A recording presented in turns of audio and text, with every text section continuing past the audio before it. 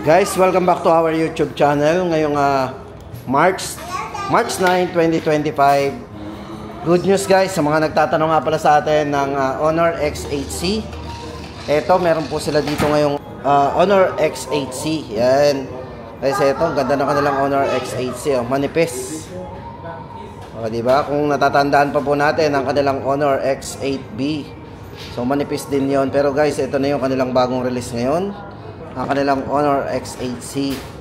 Bago tayo guys pumunta doon sa mga specification ng ibang model o ibang presyo po ng ibang model nila, ay atin mo na pag-usapan ng kanilang Honor X8C. Yan. Excited na ba tayo guys? Ito guys, yun nga lang guys, ay wala pa tayong presyo na bibigay dito. Kasi guys, itong kanilang si Honor X8C, until now po, ito po ay naka-pre-order pa rin. Yan, meron po tayong ito po ay pre-order. So meron guys tayong ma-avail dito na buds. So sa mga gusto mag-avail po nito o gusto mag-pre-order, ito po yung makukuha nating freebie sa kanya. So meron tayong buds na makukuha. At yung kanilang speaker. Yan. So pipili yata tayo dito guys. Yan. Tapos guys, ito na, pag-usapan natin ang design. Ito na po yung design yan para sa kanilang Honor X8C. Then guys, ito naman yung isang kulay niya. Ito yung white.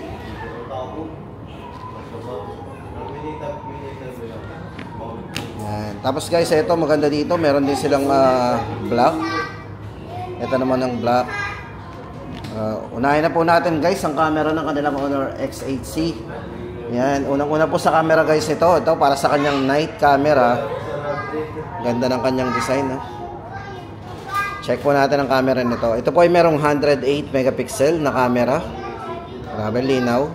Tapos guys, ito naka ultra wide angle din. So meron din siyang ultra wide angle, oh. Pagdating sa camera guys, ito yung camera nito sa photo. Ayan, meron po siyang OIS and EIS na mayroong focal point guys.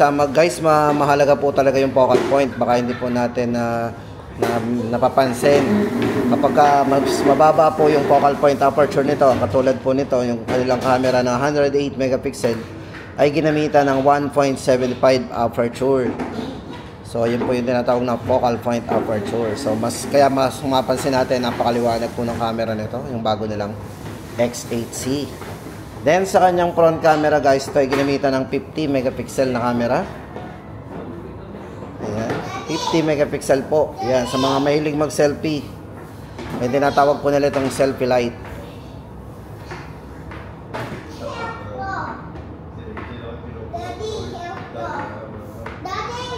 Ayan.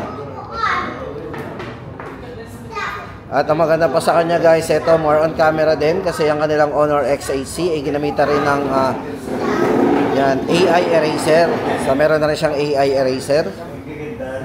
Yan nga yung mga uso ngayon.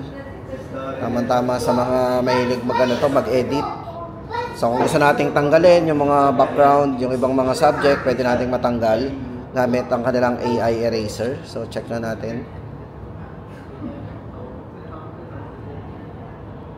Ayan, edit. Eraser.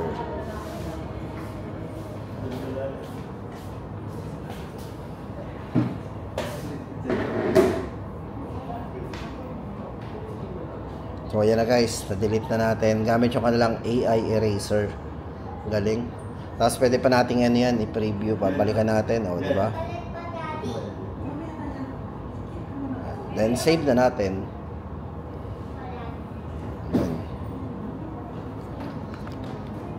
Ito nga pala guys, para sa size ng screen ng kanilang Honor X8C ay naka 6.7 inches at naka 120 Hz na rin po yung kanyang screen refresh rate. At naka AMOLED display na rin po ito guys, para sa kanyang full high definition plus display.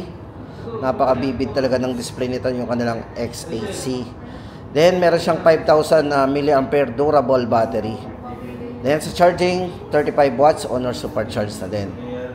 O ito na guys, sa mga pwede natin pagpili ang mga kulay. Ayan, mga colors.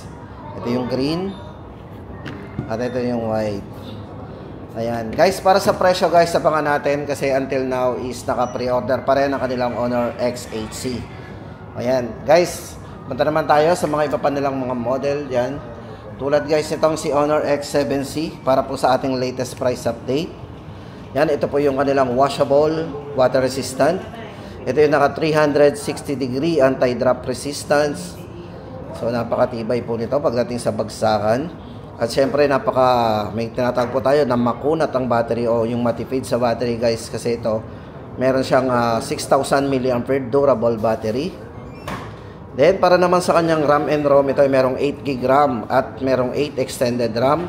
256GB ang internal storage.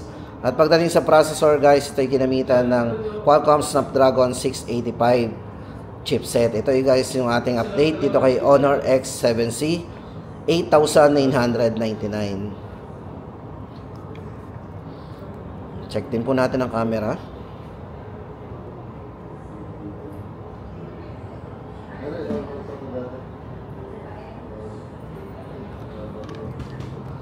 Then guys, ito naman ang kanilang Honor X6B. So kung naghahanap naman tayo dito kay Honor ng budget lang para po sa kanilang Honor X6B.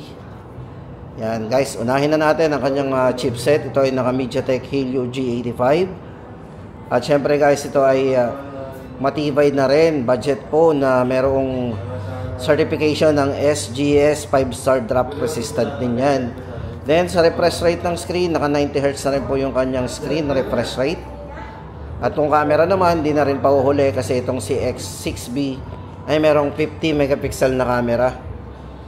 Yan, naka 50 megapixel para sa kanyang AI Ultra Clear camera. Sa charging po, naka 35 watts na to, Honor supercharge niya. At merong mataas na battery din, 5,200 mAh high capacity battery niya. Yan guys, para po sa presyo ng ating Honor X6B, 5,999. Then guys, ito naman ang kanilang Honor 200 series. Yan, para sa kanilang Honor 200 series. Guys, ito tuloy-tuloy pa rin yung kanilang discounted para doon sa kanilang Honor 200 5G. Guys, ito dating 24,999. Discounted po ng 2,000. Ngayon po ay 22,999. Ayan, para po sa mga specs and parameters guys, ito ay merong triple 50 megapixel na camera para sa kanyang portrait camera. Ayan, linaw. At syempre may ultra wide angle na rin yan, 112 degree, naka 0.6 po yan. At syempre guys, pagdating sa video, ito ay merong 60 frame. Napaka-stabilize ng video natin dito, yung video recording natin. Then ang variant na hawak natin guys, ito ay merong 12GB RAM at extended ng 12GB extended RAM din yan. So meron siyang 24 maximum RAM at 512GB internal storage na. Sa battery guys, may mataas na battery na din ang kanilang Honor 200 5G kasi ito ay merong 5,200 mAh na naka-silicon carbon battery. At sa charging, napakabilis, naka 100 watts po yan para sa kanyang Honor supercharge. O yan. Guys, kung size naman ng screen ang pag-uusapan natin, ang kanilang Honor 200 5G ay merong 6.7 inches, naka-AMOLED equal depth quad curve display po yan. At meron na rin siyang 3,840 Hz para sa kanyang PWM dimming display. At kung processor naman, ito ay naka Qualcomm Snapdragon 7 Generation 3. O, diba? Para po sa presyo guys, 22,999. Then para naman guys sa update natin sa kanilang Honor 200 Pro 5G. Ayan. Check po natin ang design. Ito guys, more on camera din tayo. Ito ay naka triple 50 megapixel para sa kanyang portrait camera. 24GB maximum RAM at naka 512 internal storage din. Sa battery, meron siyang 5,200 mAh battery. At ang maganda po sa kanilang 200 Pro 5G guys, ito ay gumagana sa wireless charging din. Napakabilis, 66 watts yung kanilang wireless. Then 100 watts naman po para sa kanyang wired. Yan. Para po sa size ng screen, medyo malaki guys ito. Ito ay naka 6.78 inches para sa kanyang AMOLED quad curve floating screen. At meron na rin siyang 3840 Hz para sa kanyang PW dimming display guys. Napakaliwanag din ang display nito. At pagdating sa kanyang processor o yung kanyang chipset, ito ay naka Qualcomm Snapdragon 8S Generation 3 na. Ayan. Para po sa presyo guys ito, 29,999. Then dito naman tayo guys sa kanilang Honor X9C 5G. Ayan. Sa mga naghahanap ng Honor X9C 5G, check po natin ang design. Tapos ito po yung isang kulay niya. O di ba? Meron silang mga feminine color 'yan. Tama-tama ito sa mga pangbabaeng kulay. Ito guys, more on kung naghahanap tayo ng matibay kay Honor, ito yung kanilang Honor X9C 5G. Ito yung kanilang panglaban. Guys, kasi ito ay naka all-angle triple defense. Unang-una guys dito, yung battery guys ito, napakataas ng battery nito. Ito ay merong 6,600 mAh battery. Kung saan napakanipis pa rin, na-maintain pa rin yung nipis niya kahit may mataas yung battery. Na almost 7,000 ang battery nito, 6,600. Tapos guys, ito syempre naka 360 top screen yan, naka AMOLED curved screen. Yan. Tapos guys, ito all angle ultra top. Yun nga po, meron din siyang water resistant. So yan, napakataas din ng IP rating natin. So safe na safe po yan. Accidentally matalamsigan ng tubig, o di ba? Para po sa kanyang camera guys, kung more on camera tayo, napakalinaw din po ng camera nitong si Honor X9C 5G. Kasi ito po ay merong 108 megapixel na camera with optical image stabilization with Honor AI camera din. Meron na rin siyang wide angle o yung ultra wide angle. O di ba? Hindi na tayo kailangang umatras. Camera na mag-a-adjust. Then pagdating sa processor, itong si X9C 5G guys, ginamitan ng Qualcomm Snapdragon 6 Generation 1. At pagdating sa RAM and ROM, ito po ay naka 12 GB RAM. Extended po ng 12, kaya meron siyang maximum 24 GB RAM at naka 256 po internal storage.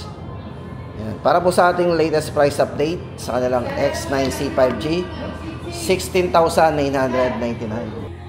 Tapos guys, ito naman ang kanilang Magic, Magic B3 5G. Para po sa ating latest price update, ito po yung kanilang fold. Kung naghahanap po tayo ng fold, syempre kung sa natin ang malaking screen, at nagagawa nating mas maliit, yan, dahil naka-fold na nga po siya. Ito guys, para sa kanyang nipis, ito po ay merong nipis na 9.2 mm para sa kanyang ultra thin. O, di ba? Napaka-nipis. At syempre, din to, hawakan. Kasi ito, meron siyang AI comfort display. Pag po guys, ito yung naka-fold, ito ang size ng screen niya is naka 6.43 inches, naka-folded, at 7.92 inches naman kapag naka-unfold yan. O, diba? 7.92 inches ang size. Para po sa kanyang RAM and ROM, ito yung naka 12 GB RAM at naka 512 GB internal storage na. At syempre guys, ito pagdating sa kanyang camera, ito yung ginamitan ng Falcon camera. Yan, Honor AI Falcon camera with 50 megapixel para sa kanyang periscope telephoto lens. Yan. Pagdating sa processor, si Magic B3 5G is naka Qualcomm Snapdragon 8 Generation 3 na. Sa battery, 5,150 mAh na naka silicon carbon battery din. At 66 watts po para sa kanyang charging. At syempre guys, gumagana po ito sa wireless. Naka 50 watts na rin po sa wireless yan. At pagdating naman guys sa durability, itong si Magic B3 5G is naka IPX8 na water resistant at pwede siyang masubmerge sa tubig up to 2.5 meters na lalim. O, di ba? Para po sa presyo guys ng ating Honor Magic B3 5G, 89,999. O, yan na guys ihahabol natin guys yung deadline po ng pre-order ng kanilang Honor X8C until March 21 po yan. I-release po yan March 22 and 23. So, dahil wala pa po nakalagay ditong SRP. So, ito daw po ay mga 13 to 14,000. So, yun. Abangan na lang po natin guys hanggang March 22. Yan, para malaman po natin yung exact price po ng kanilang Honor X8C.